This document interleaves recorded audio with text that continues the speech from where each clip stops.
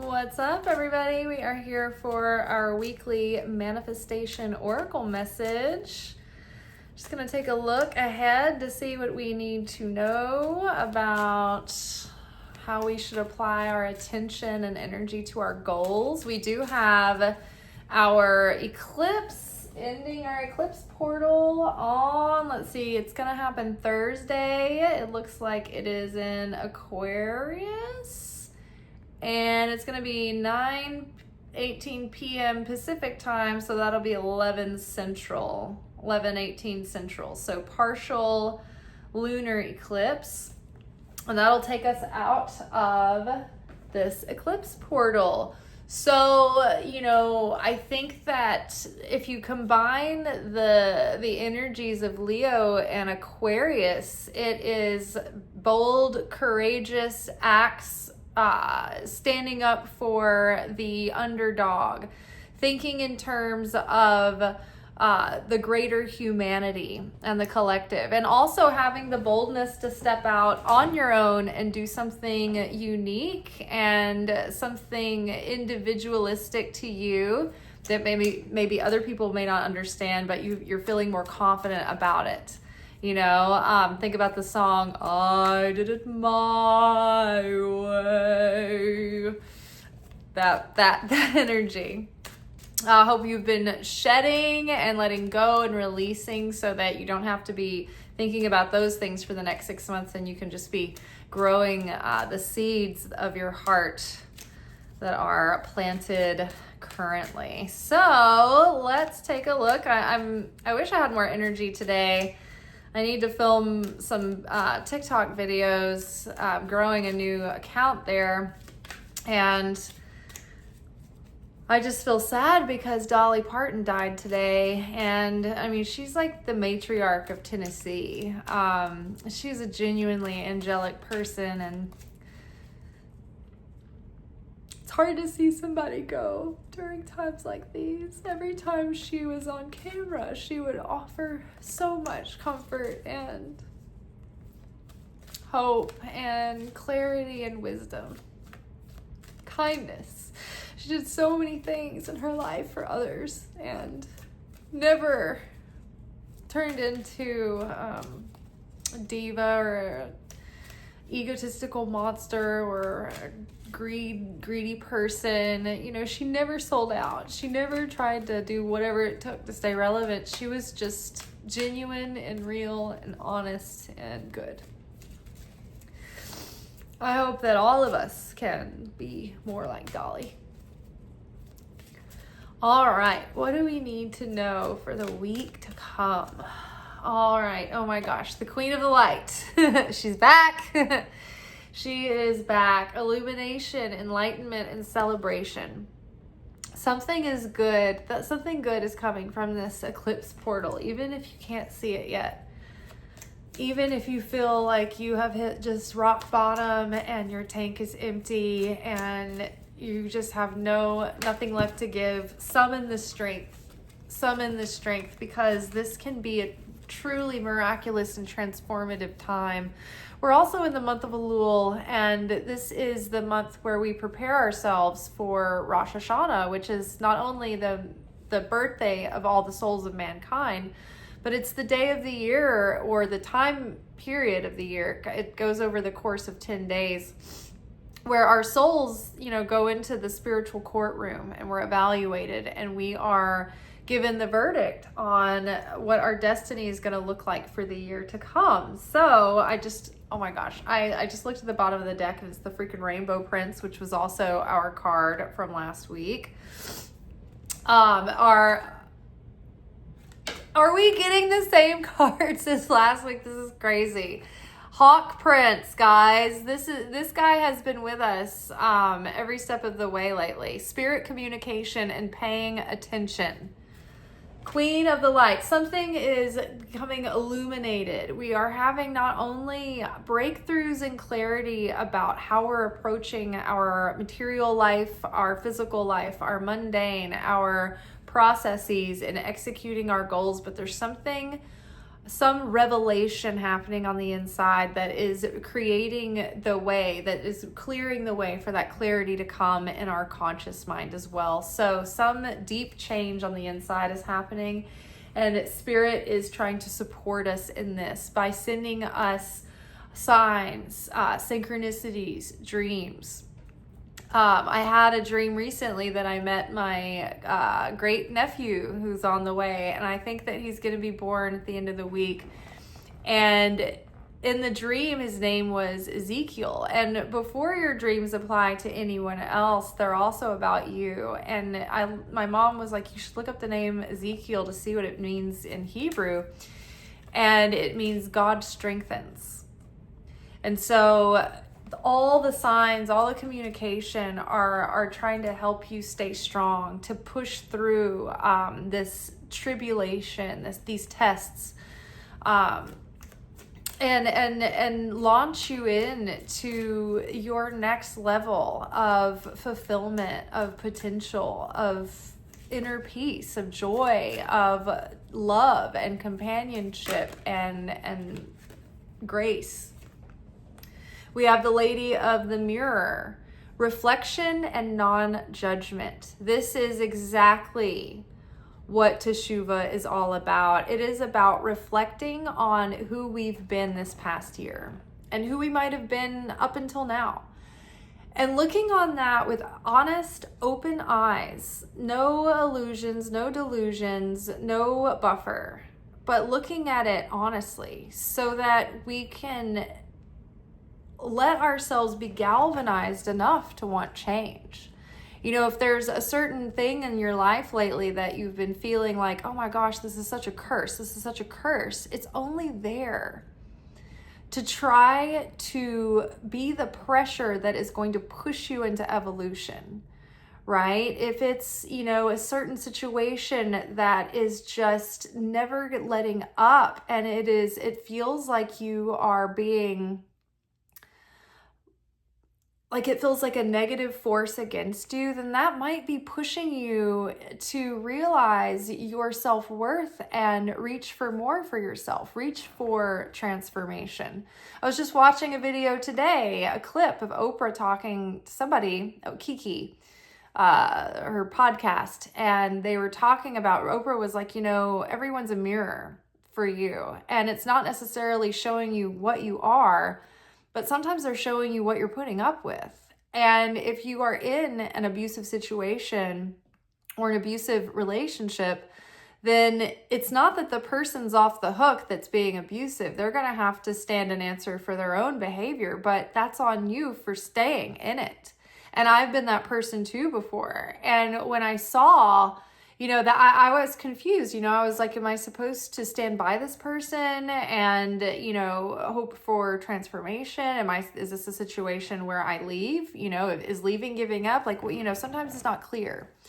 And I think that we all reach that moment of bottom and clarity when we're in these situations, whether it be, you know, fulfillment happened with me too, because I realized that film industry, I was giving everything to these gigs and these jobs, and they were giving me nothing in return, you know, barely an honorable wage for the day when you consider what kind of expertise and energy and physical labor and time goes into what we bring, you know, to our, you know, to set as these departmental experts, and how we have to be available for these gigs. And so that means a lot of times that you're just solely freelancing, you know, and I just thought, this isn't really offering me anything in return. How much joy is this bringing me? And what could I go out and do with these skills that I could have more freedom and more flexibility in my life, instead of me having to be so free and flexible for others, you know, and for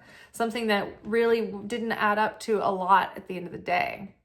And so what in your life is causing you maybe discomfort that on the surface, you look at it and you see a curse and you feel a curse, but underneath the surface, it's actually preparing you for something greater. And it's trying to lead you in and push you into something greater.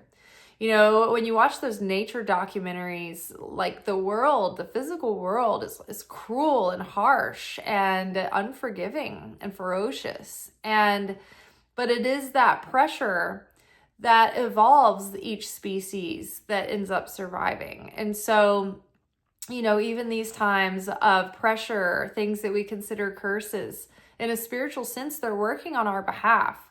The more acceptance we can come to in that, you know, this is the situation before me and this is what is on my plate. This is my assignment for the moment. Accepting that assignment instead of bemoaning the assignment. You know, it's like when you come home with homework. The longer you kick your heels and avoid the homework, the later it gets, the harder and the worse it is to do the homework, you know. So, you know, you just have to accept that you have the homework. Whether or not you like the subject you have the work to do in or not, it's like the work's got to get done. It's still going to be waiting for you. And so, you know, it's about accepting the assignment and showing up to it as best we can. You know, we don't want to judge ourselves. Teshuvah is not about guilt and shame. Repentance is not about guilt and shame. It's about getting back to who we really are, what it's all about. It's about, you know, if sin is missing the mark, then teshuvah is returning to the path. And that's coming home to the self. And that is not taking us away from what's going to bring us joy, but it's bringing us home to it. And prison waif, exactly that thing that we think that is holding us down is actually a pause for transformation. We're being held in this little space, but this little space is transformative. And when this period has run its course, we will see the exact key that we need to set ourselves free. And we can get that key at any time, but our soul and our heart has to be willing, and we have to be following up with the physical actions and the physical attributes that are in integrity and alignment with where our soul is calling us. So self-sabotage and poverty consciousness. So our lack-mindedness often keeps us stuck because we don't think that it's going to be worth it. We don't see instant results. We don't have hope that we can find an answer because nothing has worked before, right?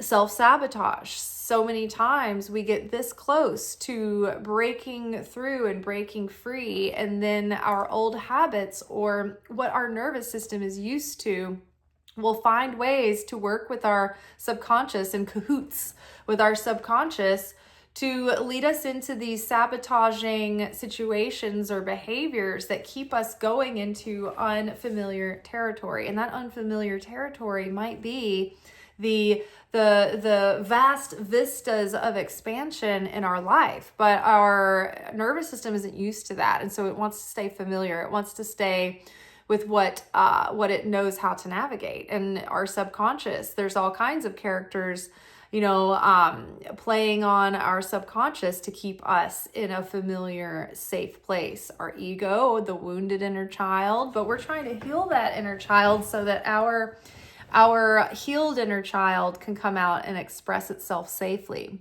you know, and then our reparented adult consciousness can then guide that inner child into healthy ways to express the self. What do our ideally our adult parents should steward us as we come of age so that we can realize our potential. And that doesn't happen in most households because we are all flawed, and so are our parents. And so our parents are young and flawed, and they're trying to like deal with the weight of the world. They're trying to deal with the pressures of life. And so they're you know, doing things and being reactive in such ways that it's giving us this programming as young children who, you know, experience the world in exaggerated ways. And so we're galvanized, and we don't want to be, you know, left vulnerable and exposed.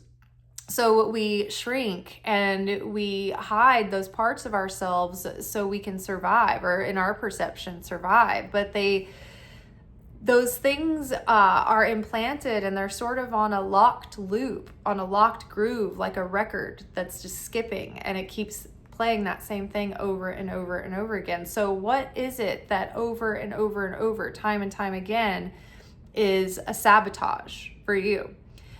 For me, I'm a cardinal sign, so I've been able to start a lot of things in my life with a lot of enthusiasm, but it's harder to follow through and finish or complete those things. Or if I feel like they are not a success, it's like maybe my effort continues, but like the focus or the intensity wanes and dwindles a bit. So, or like say, you know, if you get more money in your bank account than you're used to, how many people go out and impulse spend? Or, you know, something, even if they've gotten a hold of that impulse spending, suddenly they'll have a medical need come up, or their car goes on the fritz and they end up having to spend that money. It's the nervous system that isn't used to that. And it's also our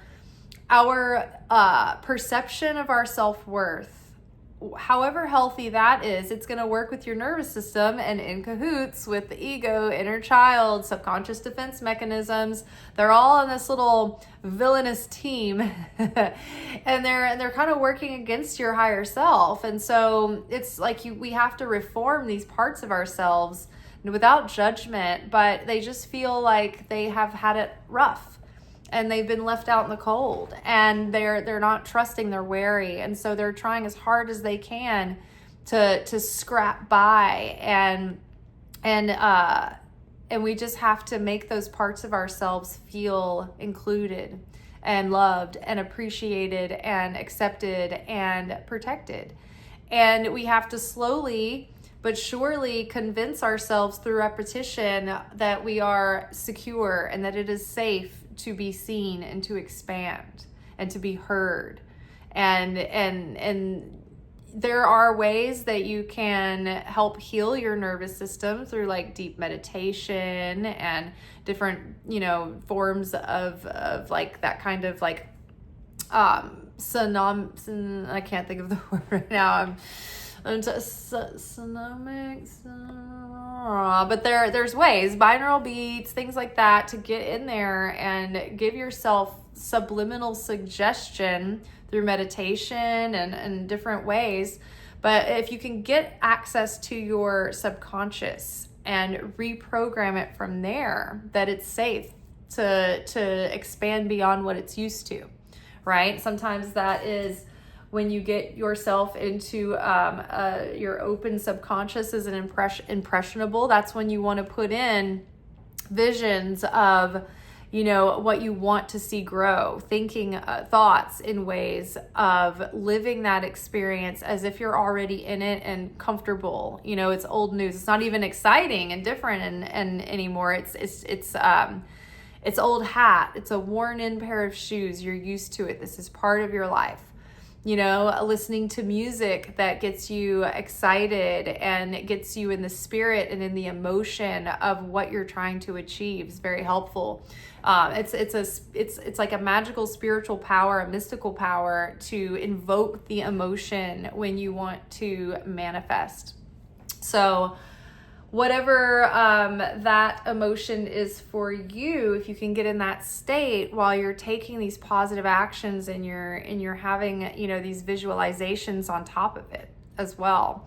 Journaling, automatic writing, that helps. I did like To Be Magnetic, their program. You have to have like an ongoing membership through the year, and I let mine run out last year because I just felt like doing all the work involved in those workshops was almost just like my another form of self-sabotage. It was like, well, if I spent all this time working on creating things, I wouldn't have to unpack why I'm not doing the actions of creating the things.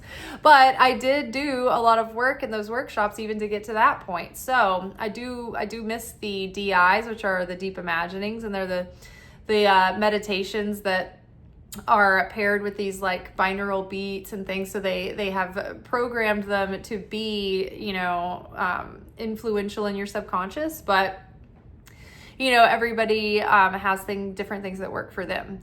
So I think that is all for today. We have an opportunity, if we take the time to connect with what is being shown to us. Yesterday, we talked about the primordial scream, the primal scream coming from the soul. And it is that aching, wrenching feeling that cries out and that reaches up, please help me. And it's without words and it's without sound, but it is resounding through the cosmos. So when you feel that tug inside, don't avoid it, but really allow it to resound through you, because that is that rock bottom feeling, that revelatory feeling where you're like, I can't go another step in this direction. Something has to change. So I hope that helps. I hope you guys are using this month of Teshuvah to, get back on the path, get motivated again, get back on your good routines, good habits. But ultimately, it's really to let more of the true soul shine through, because as we break down those layers of what's not us and we allow what is truly us within us shine through, it's like the more we shed what's not like the Creator, the more we naturally emanate what is the Creator within us. And the more we bear affinity or likeness with the Creator, the more that we have vibrational resonance and we draw close to the Creator. The Shekinah, the feminine spirit of God, that's the part that comes down to us and brings us joy and abundance and goodness and well-being. And that spirit cannot come to us to bless us, because it can't connect with us if we are not in vibrational resonance with that spirit. So we need to watch, in our life, the consciousness and the actions and the reactive nature that is not like the Creator, because that's what keeps us separate from the Creator. That's the ultimate root of the self-sabotage. So if we can, be mindful of that and recognize those moments, and without feeling shame, judgment, guilt, we can observe and learn and course correct. That's how we beat the system, because when we see those parts of ourselves that need work, and then we feel guilty and shame and downtrodden, that's the feminine Satan going in for the second punch that gets even more light, even more sparks of light, takes even more of our that life bar on the Mortal Kombat game, right? So the initial trap is laid out by the masculine Satan, the temptation, the rage bait, whatever it is, to get that reactive behavior. And then we stumble into the trap, reactive behavior, reactive consciousness. Then the feminine Satan comes in after to get the rest of the remaining light and say, you're never going to get ahead. What did you think? That this was going to change? That you were going to be able to do something, be something? What did you think you were going to bring worth to the situation? Nobody loves you. Nobody cares about you. That's the voice of the feminine Satan, that part that just beats us down and drains the life out of us. You have to watch for that and not fall into that narrative, that loop, right? So that's when I talk about step away and watch the soap opera, but don't get lost in it. Don't get lost in the plot and forget that you're in the studio audience and think that you're a real character in the plot of the scene, right? Take a step back, go sit in the bleachers, wait for the audience reaction sign to come on. Remember that you are an eternal soul, and when you step outside of being in the movie, in the illusion, you can step back and distance yourself a little bit and observe you being you in the scene, and that helps to where you can unpack and evaluate what's going on and identify, okay, this is where the problem's happening. If the problem isn't outside of me, and the problem outside of me is just there as a symptom to show me what's going on inside, then what's going on inside? What do I need to change? Or what choices do I need to change? Is it the environment that I'm in? Is it my daily habits? Is it my current career? Is it my attitude towards what I'm experiencing on a day-to-day? Do I look at everything with lack and judgment rather than awe and curiosity and appreciation? So the more that we can sit with it without judgment, the more we can dispassionately analyze what's going on inside and how that is resulting in the symptoms that we're seeing in the outer situation. So, Teshuvah! Yes, and also too, during the holy holidays and the different, feasts and holidays and celebrations throughout the year, there are these cosmic openings and these windows of time where we do have greater access to a higher form of light that we don't have at other times. However, we can't capture that light unless we prepare the vessel. If you're going to put out a container to collect rainwater, if it's going to rain, and then you don't do anything and it rains, then it just rained, but you didn't collect your rainwater. Right? In order to collect that rainwater, you have to prepare your vessel. You have to put it outside, make sure that it's open and that it can receive what is being showered down upon it. That is what the preparation periods are before these holidays. It's to connect our consciousness with what the event means and what is happening. And the more we understand about it, the more we connect. There are actions and things that we can do to participate in that and increase that connection. And the more that we participate, the more we're aware of it, the more that we prepare in advance, and the deeper our desire is, that is what makes those times powerful and miraculous and transformative. And that's why I'm always talking about them seasonally leading up to them.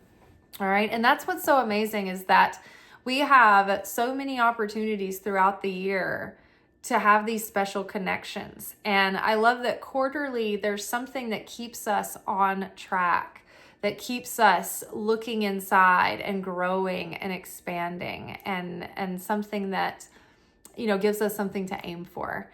So I hope this helps you. Let me know in the comments if you have had any sort of themes coming up that have been challenges during the past couple of weeks, or if there are things that have been made aware to you that you'd like to transform and change, or what kinds of maybe new seeds or new dreams or new goals, or maybe long held goals that are sort of blooming right now for you or coming back into your heart.